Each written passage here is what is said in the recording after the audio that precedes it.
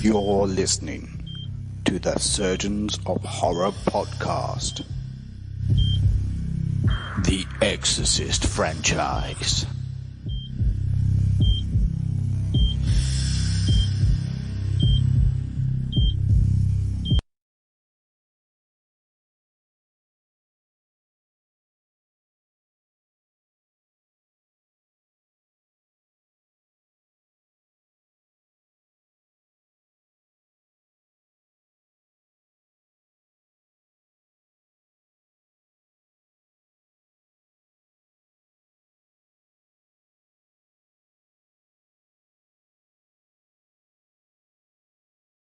Welcome to the Surgeons of Horror podcast. Its purpose is to look into the horror films, dissecting them one screen legend and franchise at a time. Our podcast subject for this episode is dedicated to two of the Exorcist franchise films, The Exorcist II, The Heretic, and The Exorcist III.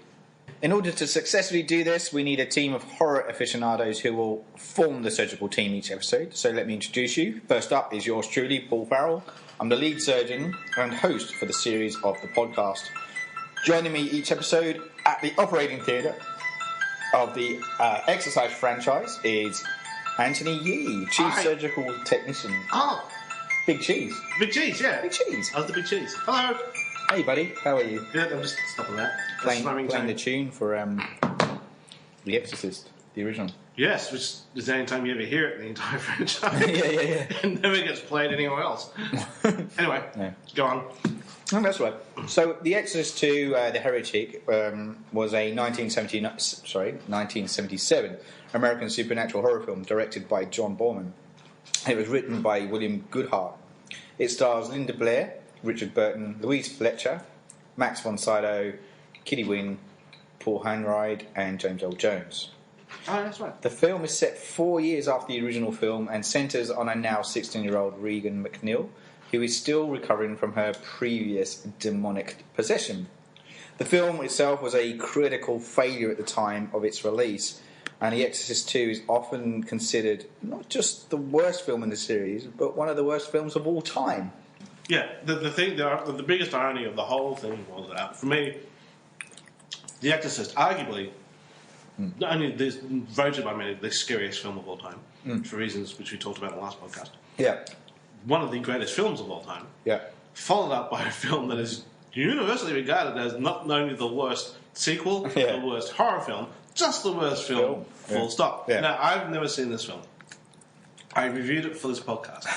Now, you can testify to the fact that in the middle of the night, you got a text from me going, oh my god, this film is really bad. I saw snippets of it as a kid. As a kid, I didn't watch any horror films. I thought, okay, it's scary, don't watch it. I didn't know anything about it, so I watched it from go to woe. Yeah. The 20-minute mark, I lived by myself, just came out with, what the fuck is this? Which I think it, but I actually said it's such a bad film. And I've dragged you through some turkeys. Right. They're live turkeys. He keeps live turkeys in his house. Just in my garden as well. Just throw them in the screen. Yeah. That's when he goes out the backyard and grabs a turkey. This one deserves a turkey. Fuck. No, the turkey's going, no. Bounce. And then off you go. It's such a random film. It is a random film.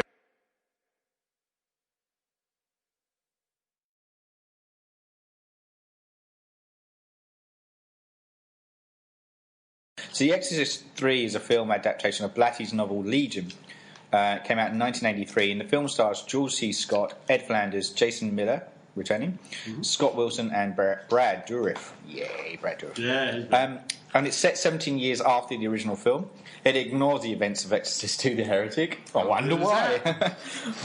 And the film centres on the character from the first film, the philosophical Lieutenant William F. Kinderman, who is investigating a baffling series of murders in Georgetown that appear to have a satanic motive behind them, and furthermore have all the hallmarks of the Gemini, a deceased serial killer.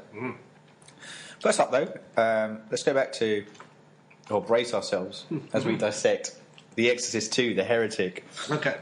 So carry on that train of thought. The interesting thing about The Heretic, if you see it as a standalone film, but you didn't know anything about the prequel, you're still going, what is this about? Yes. So you got a teenage girl. Sorry, I remember reading. A teenage girl. Typical teenage girl, she's tap dancing in a school style. And then she goes after hours to some clinic. The most amazingly designed clinic. It's made up of corridors and office walls which are made of glass. Yes. Designed in a hexagonal pattern. Mm-hmm. Everything's brown. You have kids rolling this it's like a lounge in the shape of a nut, as in a bolt nut. So it's got 8 sides. Yes. And they keep rolling it from one side of the screen to the other, backwards and forwards. One was brown, one was red. I couldn't take my eyes off it. And so it's a clinic full of kids who are supposed to have autism. Yeah. Back when people didn't know exactly what autism was. Yes. And that's what she goes after hours to this place to see a psychologist. Like I said, in the world's most weirdly futuristic office, as in this is the 1970s version of what the year 2000 would look like. Yeah.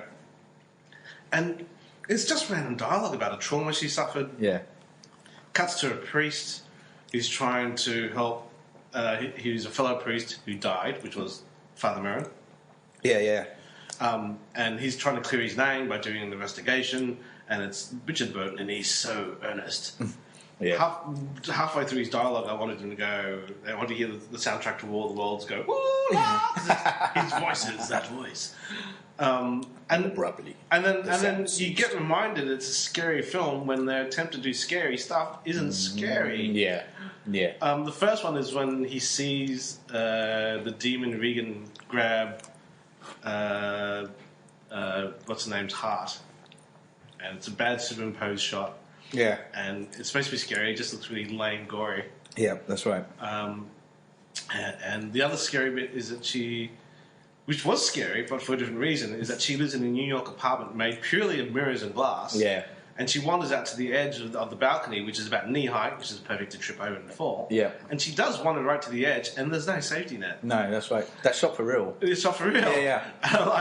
That's weird. The other thing that caught my eye was that she has these huge metal silver boxes in the middle of the balcony where pigeons live. Yes. Where if you're a bird breeder like I am, here we that thing would be covered in shit within 2 days. That's so clean. So it's all very weird. So it's because Pazuzu comes around and cleans it up. And goes, I'm the only one that sits around here. Yeah. So anyway, it's just Pazuzu. Yeah. Fucking hell. Come on, you shat everywhere. But for me, I'm like, it's not scary. It's not intense. So that's the 2 things you need in a horror film. Excuse me for thinking if it's supposed to be a horror film. Yeah. Tension and scares. It's just that's right. Random philosophical exploration about a demon that Merrin sort of met when he was young. Yeah. How fortunate that Max von Sydow was young and made it look old in the first movie, so he could actually be young in the second movie. That's right. He didn't even want to do it. Yeah. Because he had a backlash against the first one, sort of the devil tones and stuff like that. Yeah. And he was a bit reluctant to explore that again. But you had stuff about locusts. Yeah. And you had stuff about a kid that's always mentioned, the kid that he first exorcised. Yes, that's right. And every iteration of the Exorcist, this kid changes from being a boy to a teenager to being the actual possessed. No, he wasn't possessed. No. In all the iterations, he's a victim. Yeah, that's right.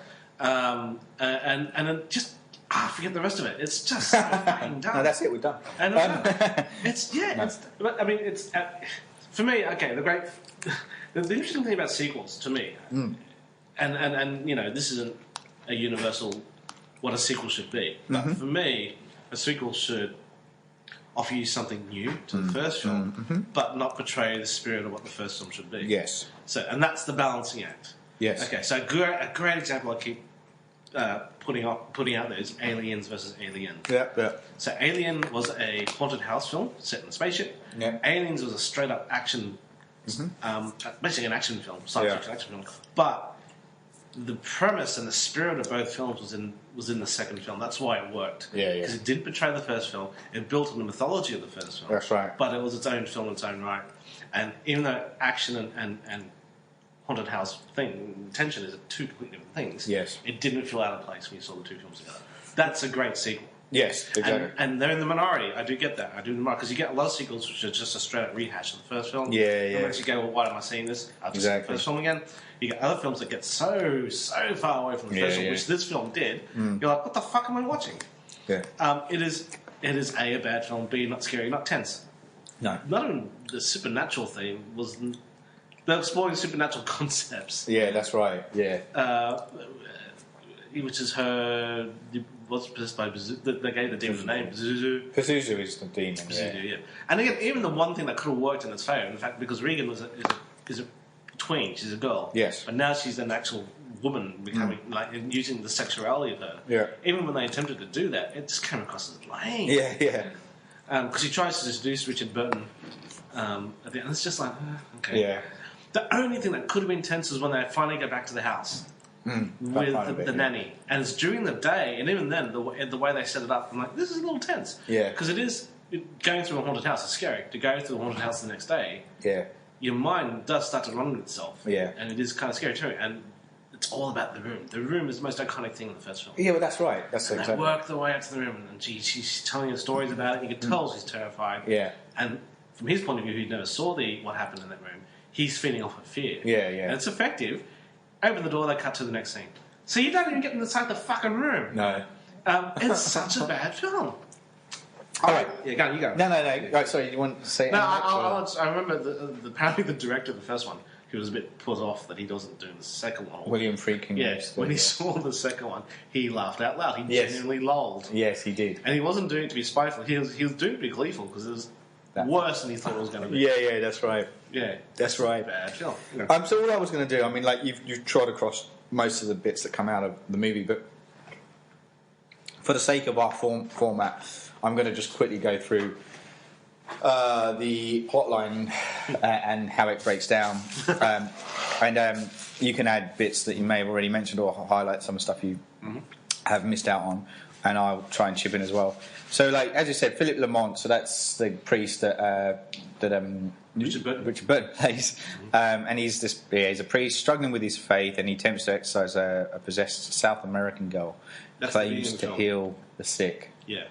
Yeah. However, the exorcism goes wrong, and a lit candle sets fire to the girl's dress, killing her. That was a lame special effects shot. I mean, at the time, I don't know, was that a good special effects shot? It's a mirror shot. They mirrored her head over a dummy that burns, and it's one shot that's locked off, doesn't move.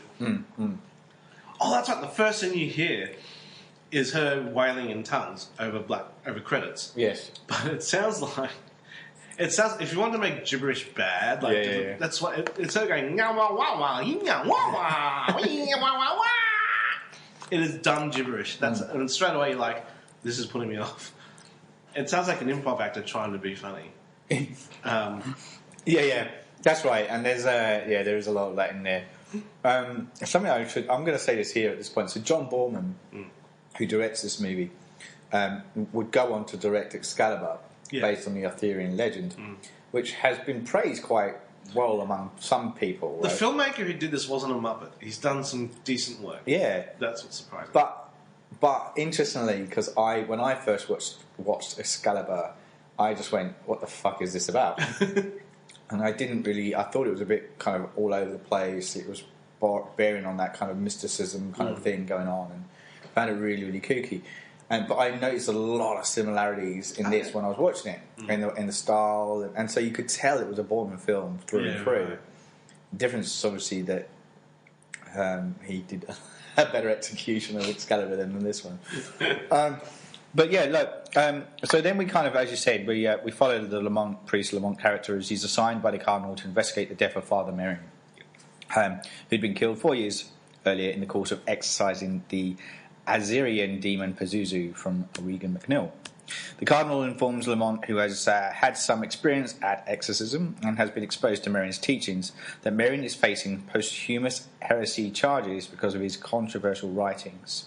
Apparently, church authorities are trying to modernise and do not want to acknowledge that Satan actually exists. If you do that, aren't you saying God doesn't exist? How the hell do you modernise the very basic premise of what you are? Satan was introduced for people to believe in God. Yeah, exactly. So if you don't believe in one, you don't believe in the other. Anyway, Yeah. Whatever. Okay. Reagan, although now seemingly normal and staying with her guardian Sharon Spencer. So the mum, obviously the actress didn't want to come back. That was the first thing that occurred to me. Why would you come back? Yeah. That was the interesting thing about the series that came out recently, where they follow Regan McNeil and the mum. Oh, right. Spoilers. Thank you. That's okay. But I didn't tell you about the time that I told Paul, I never saw the end of season 2 of Dexter. Yeah. And he just went out and said, "Oh yeah, when the wife gets killed." Yeah. Yeah. Wait, she gets killed? Yeah. Shit. Yeah. So the Ellen Burstyn didn't want to come back. No. And they did hide it with an excuse that kind of made sense because she's a famous actress. Yeah, that's right. So you kind of bought it. So as you said, that Regan's now at this kind of funky psychiatric institute run by Dr. Jean Tuskin, who is Nurse Ratched. So yeah. Louise Fletcher. Regan claims she remembers nothing about her ordeal, which carries on from the first one, or how the first one ended. But Tuskin believes her memories are only repressed. So then Father Lamont visits the institute, but his attempts to question Regan about the circumstances of Father Merrin's death are rebuffed by Dr. Tuskin, who believes that Lamont's approach would do Regan more harm than good. Also, they have this really shitty MacGuffin that sinks their minds. And it's a lot. It's a box of 2 winking lights. Yeah, I was going to come to that. But somehow the box of winking lights sucks you into their consciousness. And that's right. So in an attempt to plumb her memories of the exorcism and specifically the circumstances in which Merrin died, Dr. Huskin hypnotises the girl, to whom she's linked by a synchronizer used by 2 people to synchronise their brainwaves, as she said. After a guided tour by Sharon of the Georgetown house where the exorcism took place, which is the bit you said was leading to a possible chilling moment and didn't, Lamont then returns to then be coupled with Regan to try out the synchronizer. Right. The priest is spirited to the past by Pazuzu to observe Father Merrin exercising a young boy, Kukumo, in Africa. And I apologise if I'm pronouncing that wrong. Learning that the boy develops special powers to fight Pazuzu, who appears as a swarm of locusts, Lamont journeys to Africa to find his superior to seek help from the adult Kukumo, who is played by James Earl Jones. Darth Vader. And Kukumo has become a scientist studying how to prevent locust swarms. So the transition into that is he meets Kukumo dressed as an African warlord with a big locust hat on, and just suddenly hard cuts to him being a scientist in a white coat. Yeah. And it's like, did he delude? What happened? Did he miss? Did he have a hallucination? Was it a waking dream? I don't get what the hell just happened. No, that was really weird. And he gets there by climbing a rock face into a giant rock face. It's a sheer climb to get to some sort of temple, and then some guy falls through it. Yeah, it's all fun. Yeah. Anyway, yeah. It's so convoluted. It's really hard to power through. So bear with us. So Lamont learns that Pazuzu attacks people who have psychic healing ability. So this is supposed to be the rub, is that Regan was psychic. Yeah. Because she has a scene where she meets Dana Plato, and I'm texting Paul going, "Oh my God, the symmetry of these 2 young girls." Anjanine's meeting up, and Dana Plato is supposed to be from Different Strokes. Yeah, she's supposed to be autistic. Yes, and 1970s interpretation of autistic was a person who just couldn't speak. Yes, that's right. Yeah, and that's what happens. And Dana starts speaking to her. Yeah, and because Regan's psychic, she got her out. She healed her. Yeah, and made her speak. That's what you want. Yeah, there you go. Get Regan in your hand. So I kind of freaked out because my kid won't speak to me. Regan. I just freaked out when I saw her because I've been aware of Dana Plato's tragic. We had a chat around that, didn't we? And Regan. Yeah, Linda Blair has not been as tragic. But has equally to get to that phase of where they was ordered to do skin flicks and soft porn and blah blah. Yeah. But anyway, so that was also weird and dumb. So Regan's psychic. Yeah, so she's able to reach telepathically inside the mind of others. She uses this to help an autistic girl to speak, as you said, for instance.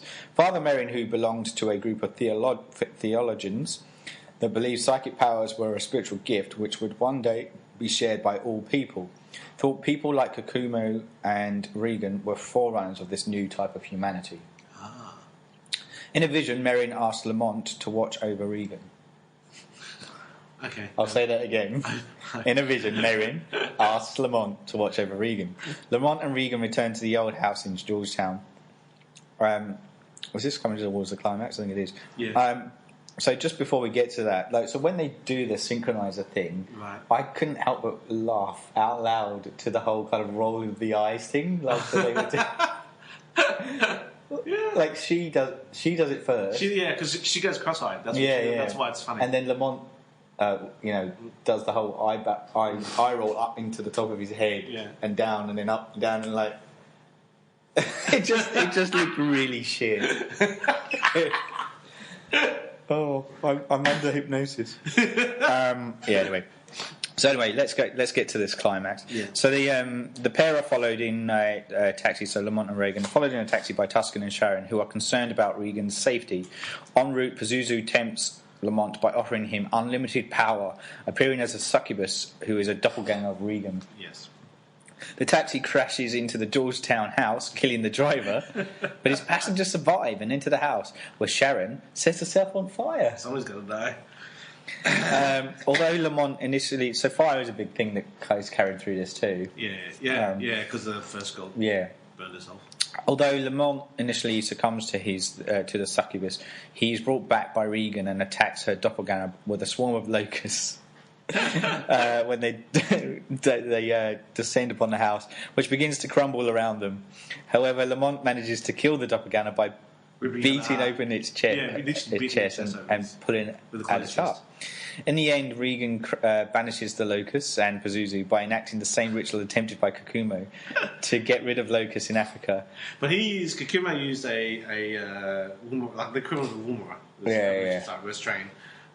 It's a thing. It's a thin piece of wood on a string. Like you spin it around and it makes a noise. Yeah.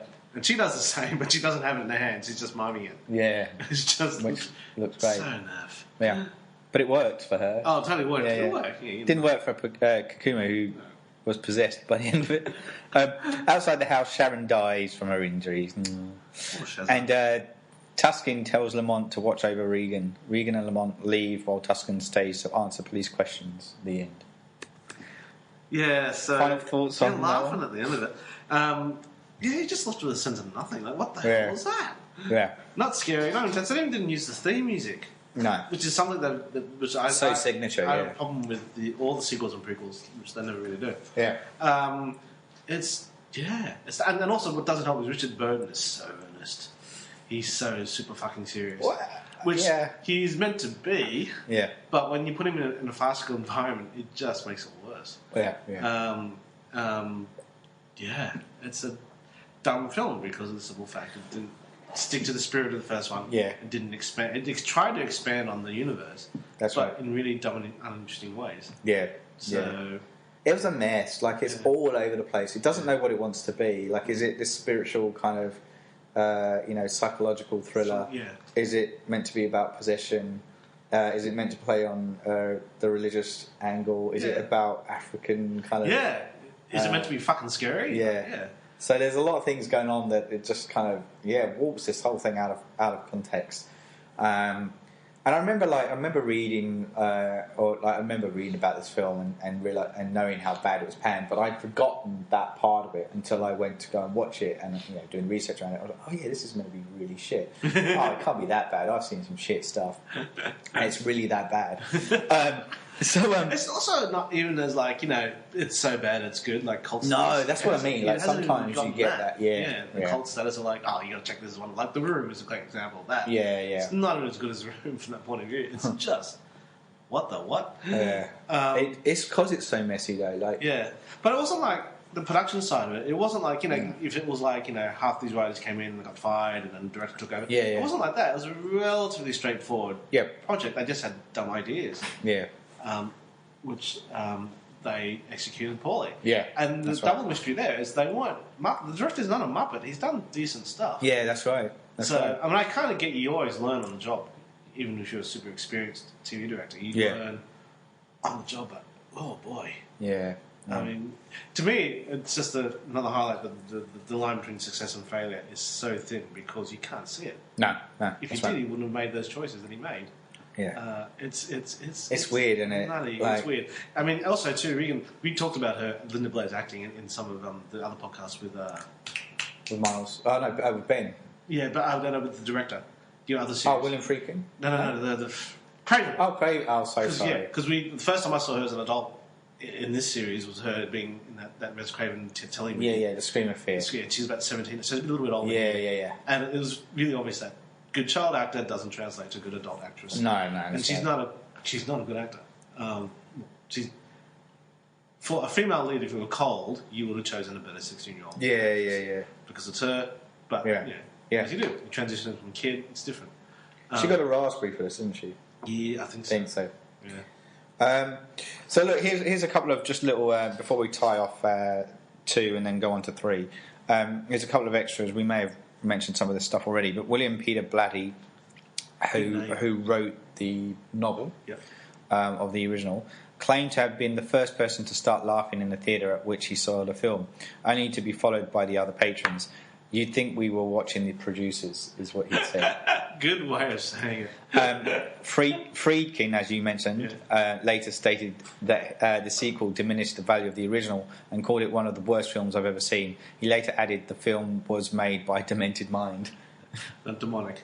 But maybe is that if you believe in Satan and you make a film about Satan, that's playing with fire. Is that the best way Satan can get back to you? Instead of making a cursed film where people get hurt, just make a fucking making shit. Yeah. I don't know. Years earlier, Borman had been considered by Warner Brothers as a possible director for the first Exorcist movie, but he turned down the opportunity because he found the story rather repulsive. And I think that's an insight into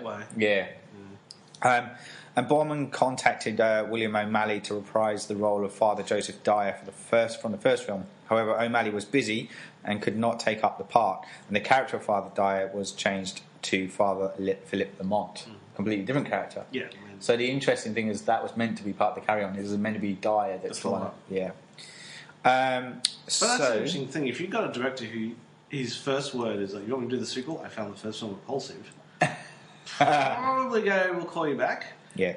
You want a filmmaker that goes, "Yeah, fuck, I love the first film." I know. Yeah. Alarm bells ringing. Yeah. So John Voight, David Carradine, Jack Nicholson, and Christopher Walken were all considered for the role of Father Lamont, who John Borman initially conceived as a younger priest in awe of Father Merrin's writings. Eventually, the choice was made to age the character, and Richard Burton was the one assigned to the role. A key scene of sleepwalking Regan about to wander off a rooftop was filmed in New York City, atop of 666 Fifth Avenue. Yeah, that was a huge coincidence. Yeah, where Warner Brothers offices were then located at the time.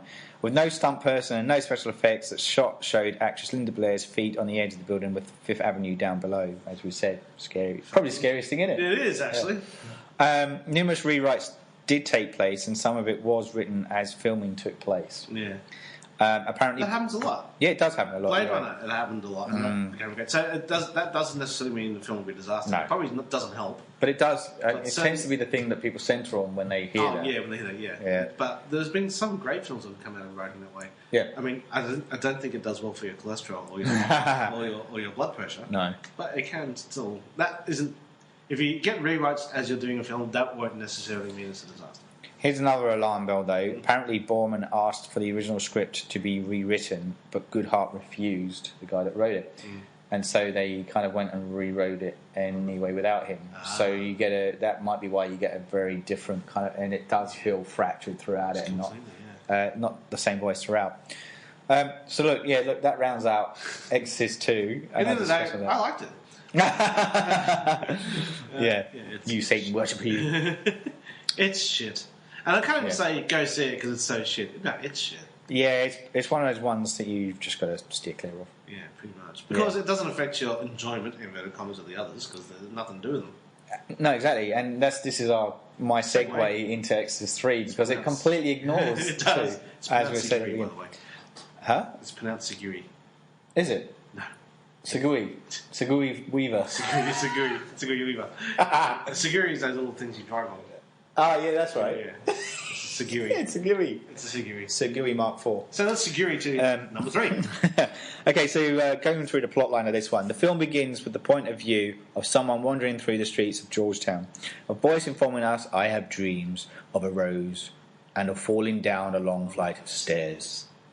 The point of view shows a warning of evil about to arrive later that night at a church. Demonic growls are heard, leaves and other street trash suddenly come flying into the church as a crucifix comes to life. It then cuts to... Eyes open. That's right. It then cuts to Lieutenant William F. Kinderman from the first film, although not played by Lee Cobb. No, it's played by the awesome... Fill in the blank. Fill in the blank. Because I can't remember his name. The guy jumps on a bomb. General Patton. General Patton, yeah. Played by General Patton. Do you like how you said lieutenant? It's so British. You say lieutenant, do you? No, I do say lieutenant because I'm Australian. Australian Defence Forces lieutenant. Oh, are they? Yeah. So Americans... It's an American... Say apparently, if you join the army... Something to a friend of mine, she joined the army. Yeah. And he did the classic, "Yo, maggots!" And he lined up and he yelled at them. And he said, "What are you looking at?" Blah, blah, blah. I said, "Sorry, Lieutenant." "I'm a lieutenant! I look like a fucking American to you!" And so, yeah, apparently that made an impression. And she told me that story. I'm like, right, well, I'll make sure I'll tell them that I'll say the lieutenants. Yeah. So, it sounds better. It does. It does, even though, like, I get it, there's no F in there anyway. No, there's no F. Not even a PH. But it just sounds better. Does sound better. Lou does sound like you're going to Lou. Yeah. It's the difference between Notre Dame and Notre Dame. Oh, yeah. Because if you sound it out, it's Notre Dame. Notre Dame. But Notre Dame just sounds better. Notre Dame's, yeah. Did they say Notre Dame for the actual Notre Dame place? I don't know if it's for the place, but they have the University of Notre Dame. Yeah, exactly. So they've Americanized it. Yeah. There you go. There you go. Okay, so we meet Lieutenant William F. Kinderman at a crime scene where a 12-year-old boy named Thomas Kintry has been murdered. Kinderman takes his friend, a priest named Father Dyer. So is this supposed to be the same father or a different father? No, it's the same father. Oh, it is the same father. Was it the same actor? No. Okay. Because his performance is great. Just saying. He was brilliant. The banter they had was really good. It plays on that from the original. Yeah. You know, you can tell they were really good friends, and it worked. Yeah. The chemistry was really good. Yeah. In fact, I must say, their banter was...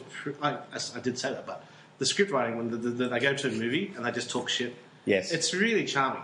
And you think, these are cool friends. I like these guys. Yeah, they're cool. They're cool. They've been friends for a long time. That's the thing, and that's what carries on from the original. There is that kind of synergy between those two characters, and it's supposed to be a follow-up. Like the book is a follow-up. Like Legion is like obviously just focusing on Kinderman. It's like Columbo's Adventures, but he's got another mission or thing that he happens to. Do you remember that episode where that girl got possessed? That was a good one.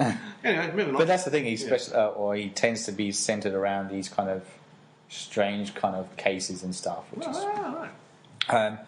But I think from memory, the book Legion doesn't have an exorcism happening in it, Right.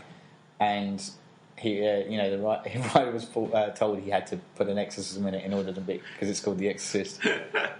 Sorry. Anyway, so what happens? So they go to see a mutually favourite film, It's a Wonderful Life. Kinderman later relates the gruesome details of the murder of the young boy he was investigating that morning, including his crucifixion. Yeah. Another murder soon takes place. A priest is found decapitated in a church. Dyer is shortly hospitalised as well and found murdered the next day with the words "It's a wonderful life" with 2 L's. 2 L's written on the wall in Dyer's He's hospitalised because he has an operation. Yeah, it wasn't nothing to do with the murder. No, but he's like a regular operation, and he comes in. They have friendly banter. Yeah, and then he gets killed. Yeah, that's right. So the fingerprints at the crime scene do not match, indicating a different person was responsible for each. Kinderman tells hospital staff the reason for his unease. Around 17 years ago, the vicious serial killer James the Gemini Vanum was executed. With every victim, he cut off the right index finger and carved the zodiac sign into Gemini.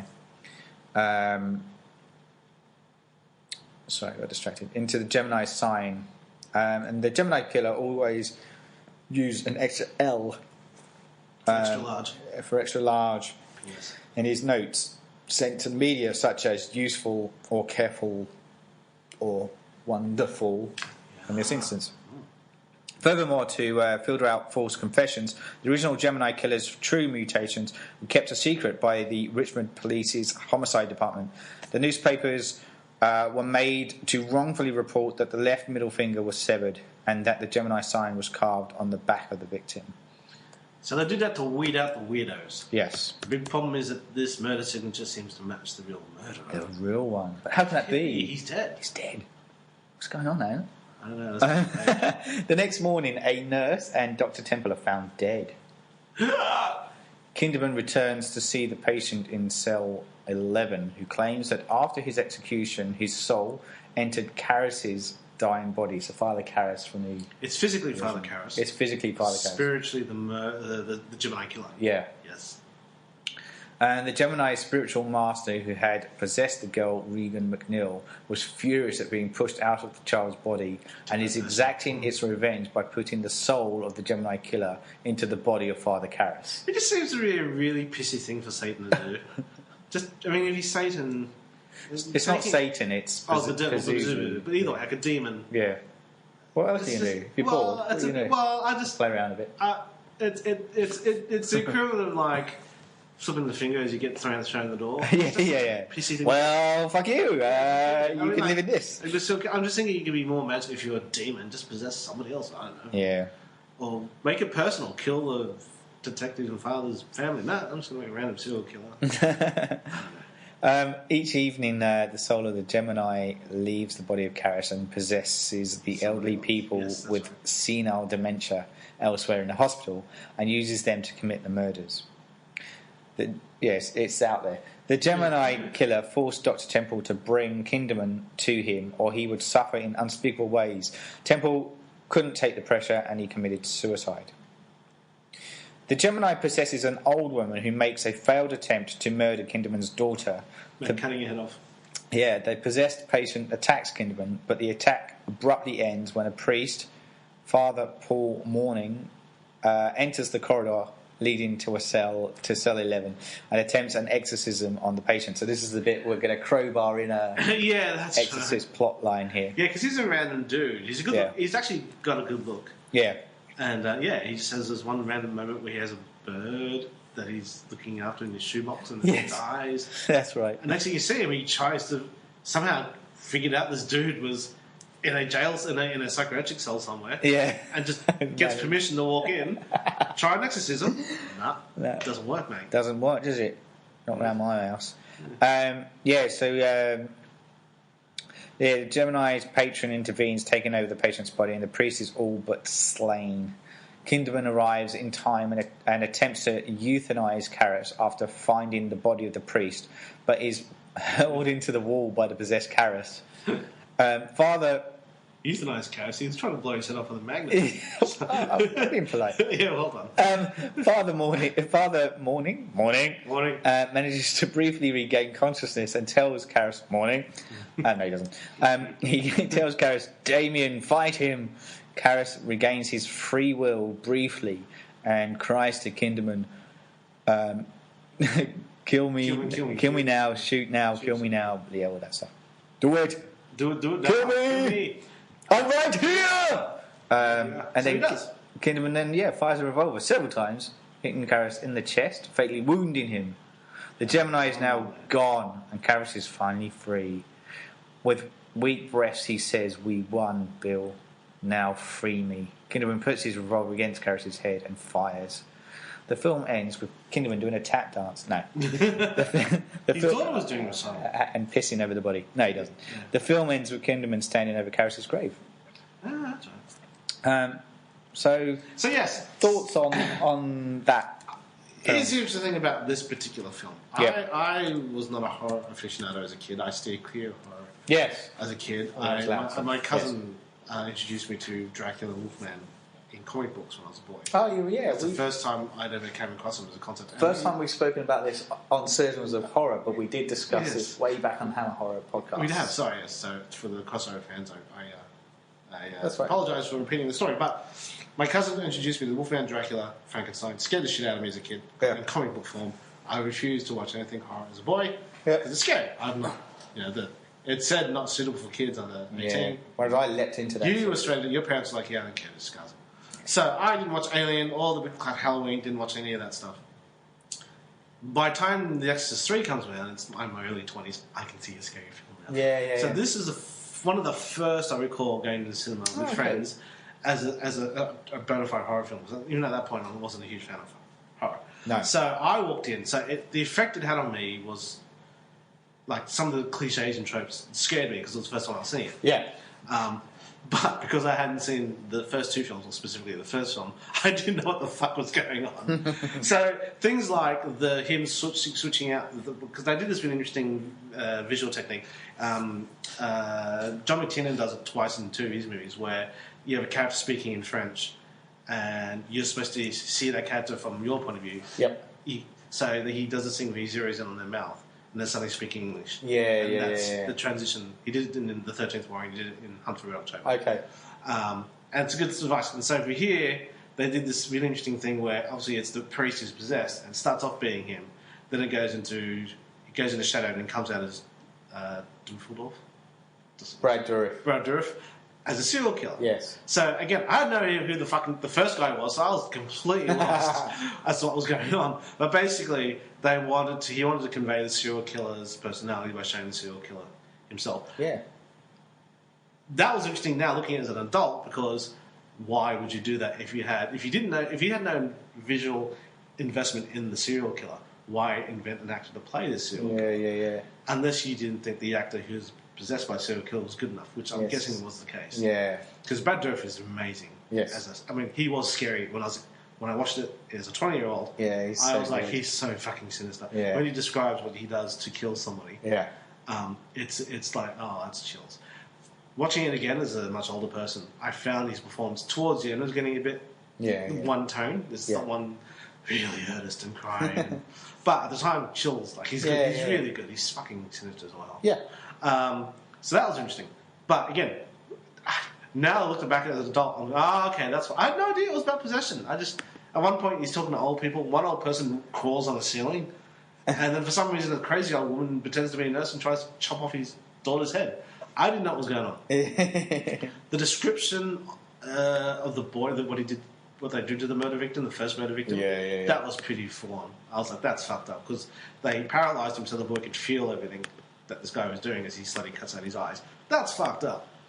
So I remember that being really, really tense and scary. Yes. I remember the phrasing, I dream along with roses and along flight of stairs. Yes. That was haunting. Yes. The other signature iconic moment from the film was the nurse. Yeah. We didn't mention that in the breakdown, but go on. There's a scene where a nurse gets killed, basically, but the way he sets it up is really good. So this is directed by Blatty. Yes. I don't know his background, so I thought he was just a novelist. But Michael Crichton also directed early on in his career. That's right. Before he realised, quite rightly, it's a fucking hard job and why bother. Yeah. But yeah, he did a good job. He basically starts off with this woman. She's a nurse. She's doing rounds. It's late. There's two cops, and one of the cops walks off. The other cop does the flirty cop thing. Yeah. Then he walks off, so she's by herself. She hears a noise down a corridor. Walks down the corridor to the door where she hears a noise, which is a patient's room. Yeah. Opens it, and it's well shot. She goes to the edge of this bed, and this patient wakes up, and he's a Darrow. Yeah. And he's like, oh, I want to get some sleep around here. And it's quite a scary moment. I remember the theatre jumping at this. Why can't I get some sleep? She says, I'm really, really sorry. Closes the door. Back to this one single locked-off shot down a corridor. She walks into the background. Other flirty cop comes back. So straight away, visually, you're told she's safe. Yeah. Because there's a cop with a gun. And this sort of shit doesn't happen around authority figures. Yeah. Because obviously, they have to disbelieve you, right? So, flirty cop's there. Great. She's safe. And then she turns her back to do some more rounds. And the flirty cop's partner comes in the shot and says, hey, you got to come with me. Yeah, without her seeing him. So they walk out of shot again. Yeah. So she's alone again, so therefore she's in danger. Yeah. And then they do this one shot where she goes from one door to another door, closes that door, walks back across, and then no, she doesn't close the door, she leaves it open. That's right. And out comes from behind this door is a stagehand covered in a sheet with two shears, chasing her, about to cut her head off camera. And the whole fucking audience lost their shit. Yeah. Because it was such a long bow, it was drawn so tightly. Yeah. And it was a really clever way of doing it. Yeah. One shot, or like a stage play. That was scary. Second time doing, not quite as scary, but it was still very, very good. It's a really, really good shot, you're right. And it's still, like, you talk to a lot of horror fans who know their stuff, they will talk about this particular shot as being one of the most well executed. It is. Yeah, very and it's because you're right, it's a long bow, but, like, you hang in there and you do. And it you don't pays get off sick of it. because, You don't go fuck off. Come on. You go like, what's happening? Yeah. And when it does come out, it's not the classic, face in the mirror trick. Not the whole close up on a person who turns one way and then looks the other way, and next thing the bad guy's there. It's done well, and it is. It looks like a stagehand to me. It looks like a stagehand who's going to do the fucking guy in the sheet thing. And those are the best things. The guy pulling the thing on a fishing wire. I love that shit. Yeah, that's right. It's well done. It's very well done. But as an adult, looking at it, it's not as strong as I remembered it as. Yeah. At the time, I was being A, scared, B, didn't know what was going on, but still scared. Yeah. The possession scene, that was my first time I'd ever seen a possession scene. Was pretty full on. Now I look at it and go, oh, okay. So it is a better film than 2. Yeah, that was about to be my next sentence. Is like it's such a marked improvement from what came before. It's not great. Has great moments. Mm-hmm. The banter between the two leads is so good. Their relationship's great. I do remember when the priest, when he gets killed, it's like his blood is in 28 jars or whatever. Yeah, that's right. And it didn't look like a lot of blood. I thought the human body produced a lot, but maybe they did their math right. I don't know. But that was, at the time, it was really fucking scary. His blood is put in these jars perfectly, not a drop spilled. Yes. And now I look and go, I was just thinking, is that how much blood a human body holds? That's all I can think of. So again, for my first introduction to horror, very good film. Yeah, right. Very, very good there you go. But now looking back on it, it's okay. Yeah, it's all right. It's not brilliant, like you said, but it holds itself up. Yeah. But again, it does that interesting thing of not really. I mean, that's interesting. I didn't know that it was part of a book series. Well, kind of, yeah. With the Kinderman character, anyway. Yeah. In particular. There's another film series that's a bit like that, where the first film was meant to be the episode of a series or something, and it's such a good film, it's become its own thing. Yeah. But the sequels, you almost don't realise that the sequels are actually part of that film. Right. Because they go off on a different tangent. I can't remember what it was now. Here's another analogy. Trapper John ND, which is a TV series about a doctor in the 70s, set in modern-day Los Angeles. Yes. I had no idea that was Trapper from MASH until years afterwards. Trapper John ND. The same character? Yeah. I didn't know until years after. It's Trapper John. Oh, right. I never realised that. Yeah, knew that. Because in the pilot episode, there's a shot of Hawkeye and Trapper John in long shot on the wall, so you can't quite see their face, but it's definitely MASH. Yeah. And it's a pan shot of him in his room asleep on the couch, and you hear choppers, and he wakes up and he goes, Hawkeye, where's Radar? Hawkeye, where's Radar? And then the nurse comes in and says, John, that was Korea, that was 15 years ago, you're back here now. And he goes, oh, sorry. And that's all they ever mentioned. And then the rest of the series carries on. Oh my god! Yeah, I had no idea. No idea.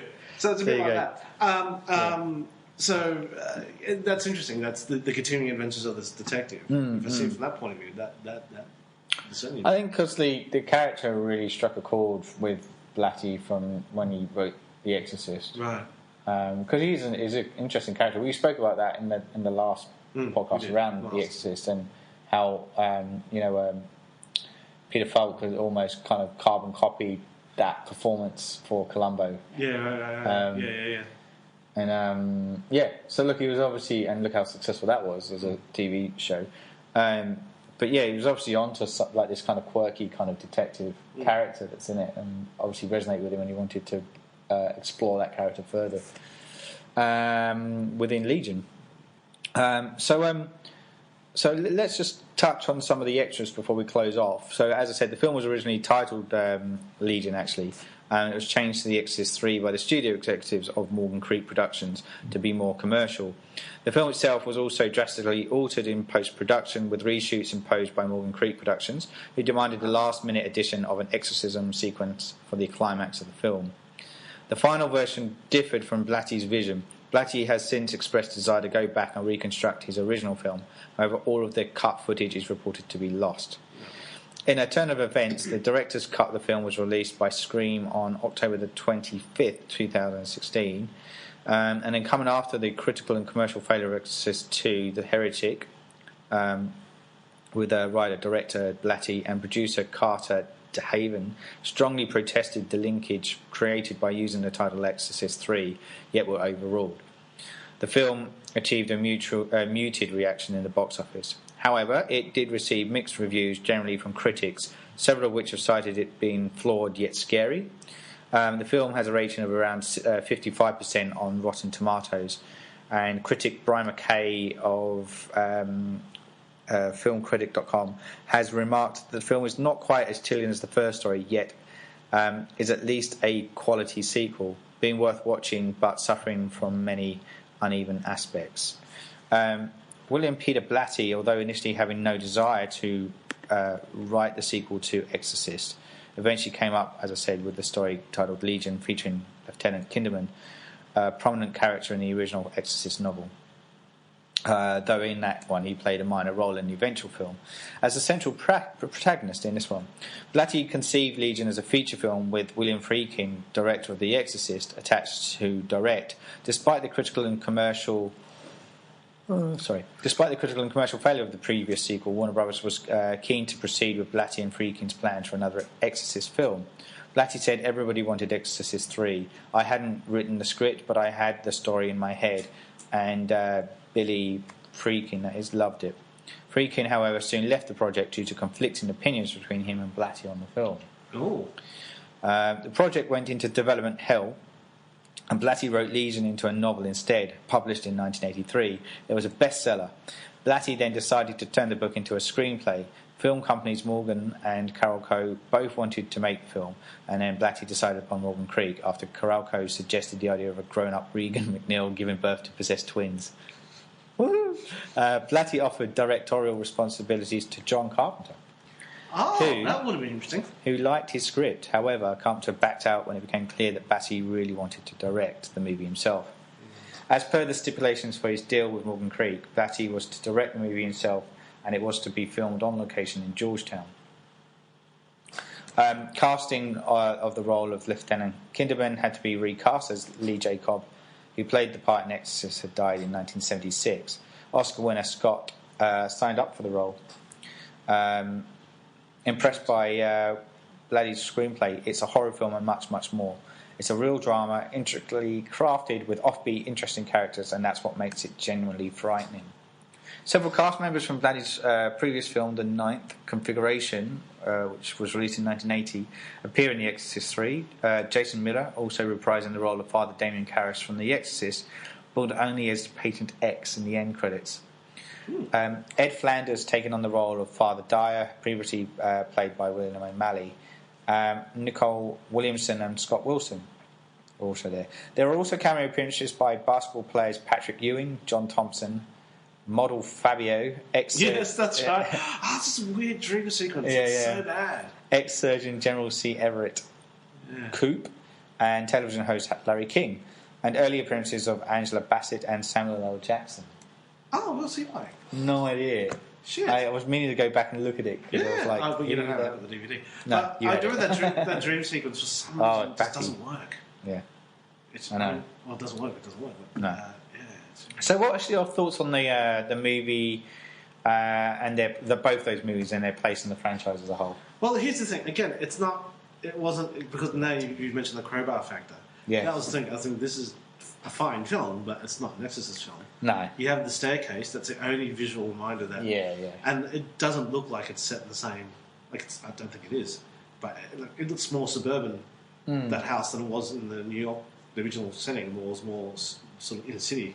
Yeah. But it's the same. The top of the staircase was it because the top of the staircase just looked different. Yeah. But I mean, that to me, again, it's not. They don't use the theme music. They don't. No, that's right. The possession was created. It wasn't a Exorcist sequel. No. It was a fine scary film. But I think if you talk about the two prequels next, again, everything just keeps missing. Yeah. I mean, it's okay. I mean, for those who want to argue The Exorcist was a perfect standalone film, you've got 4 films to sort of go, well, that kind of proves their case. Yeah, that's true. That's true. Look, it's, like I said, the introduction to horror is a pretty good film. Yeah. But, it's just, it has moments where, like, the dream sequence, I'm thinking, that's far beyond, that's taking me out of it. Yeah. Even then, the sort of surreal aspects weren't that surreal or shot pretty flat, lit really well. Yeah. That visually that didn't work. And there's just been weird for weird's sake. But again, do you think that's part of Blatty's inexperience as a director coming out there? Probably. Because he's obviously a good visionist. Yeah. In that he can write stuff that resonates well and provides eerie settings, and he's imaginative enough to kind of push that realm further and expand upon it, which is probably why it works better than 2 did. Sure, for sure. Yeah. But we're talking about Friedkin, who he's a very good, he's an actual filmmaker. Yeah, that's his. And then you get somebody who's not crafted that way to. But I mean, I don't know what this guy's process is, but if he's smart as an inexperienced filmmaker, he should have gone to his cinematographers and his producers or anybody with experience and go, "Hey, how would you shoot this? I want to achieve emotionally this. How would you shoot it?" But I don't know, because particularly something like that. But unless maybe he had a strong vision. I want it to be like this. I think this is scary. Yeah. But it doesn't sort of line up with the guy scared the pants out of us brilliantly through a different medium, so he should be able to. I don't know. Yeah, that's right. The description of the killer and all the things the killer did with his victims was scary at the time. And the banter between the two was great. The two leads is great. And it goes back down to that's what I'm saying. So the dialogue, what you just basically said there is the dialogue between the two central characters riffs, and it's really good. So sign of a good writer. Yeah, exactly. Yeah, and also the monologue kind of sequence. Yeah. Sign of a good writer, but it's the visual execution of the action pieces that don't quite resonate. Yeah, that's a good point. So again, it does. I mean, I might be wrong. I'm happy for you to argue with me on this. Yeah, no, that's a good point. But I'm wondering whether, he's very good with his words, but not so necessarily in trying to capture what his vision in a moving piece. I mean, I think we talked about this before and other things. But whatever your first canvas is, that's how you'll lean towards that. If you're a visual director, your visual storytelling will be amazing. Yeah. But if you're more of a writer-director, then the words are going to make you go, oh, wow, great. If you're an actor-director, then the performances are going to be captivating, but not necessarily. Yeah, and not one director is limited to those one things, and they'll evolve and get better. Like, agreed. Joss Whedon, I thought, because he was a writer first and foremost, his characters are great, his dialogue's great, his action sequences are pretty flat. Yeah. Serenity is a good example of that. You got the character of River, especially with kick-ass martial arts. And I actually interviewed Joss about this. I said, "Are you a fan of martial arts films?" He said, "Yes, very much so." He said, "I don't have the Sonny Chiba collecting on DVD, but I prefer martial arts compared to traditional Hollywood fighting and training blows and whatever." But he said, "I made a conscious effort when River kicks ass in Serenity, when she goes nuts, she literally beats the shit out of 30 people in a pub. I wanted it to be very straightforward. I didn't want it to be like The Matrix." Yeah. And I remember thinking that's kind of what let that film down a little bit. Yeah. The film is because it's all one shot, and she's not a martial artist; she's a ballerina, like in real life. Yeah. And so her choreography is perfect, but there's no viciousness, there's no power behind the moves. Yeah. And it fell short. So that's why I thought, okay, that's his gift. He can write. He's not a great action director. Then he gets the Avengers, and everybody's going, "Oh, I don't think we can handle that." And then the action in the Avengers is massive. He does a great job. So obviously he learned from it. He's like, okay, I need to ratchet it up here. So you can learn. But maybe that was it. Blatty's was like, oh, okay. And as you find whatever you see in the lens is what you're attracted to. Yes. Those are your strengths. Exactly. But there's going to be bits where people go, who are visual people, go, well, it just looks flat. Yeah. And I've done stuff where I've just focused. I've seen other people's work where the performance is awful, where they stumble over lines, and the director doesn't care. They don't care about that. Yeah. Maybe that's just seeing the visual. So it's interesting. Yeah, it's definitely one thing. So I think I think we're safe to say that The Exorcist is clear front runner of the franchise so far, but aged well. This 3 is definitely the better of the sequels we've discussed. Yes, and the less said about 2, the better. I think. Choose on me. But to me, I think that just the line between success and failure is so thin. Yes, because a film that big and that complex can't have gotten done if they thought it was going to be bad. And I think that's the thing as well. Like talking about being a visionist as well, you can clearly see that the Borman is a visionist. Like he has a very distinct. Yeah, Excalibur was it looked like a perfume commercial. Yeah. It kind of worked from memory. I have to see it again. Yeah. And there is, like I said, you can see that in The Exorcist 2, but it just doesn't convey in this kind of format, unfortunately. So look, I think that concludes our special podcast recording of The Exorcist 2, The Heretic and The Exorcist 3. We are Anthony Yee. Hi. And your humble host, Paul Farrell. Goodbye. You're listening to the Surgeons of Horror podcast. Music supplied by Peter Nezik. For more discussions or podcasts, head over to surgeonsofhorror.com or head over to our Facebook and Twitter sites for the latest news and updates.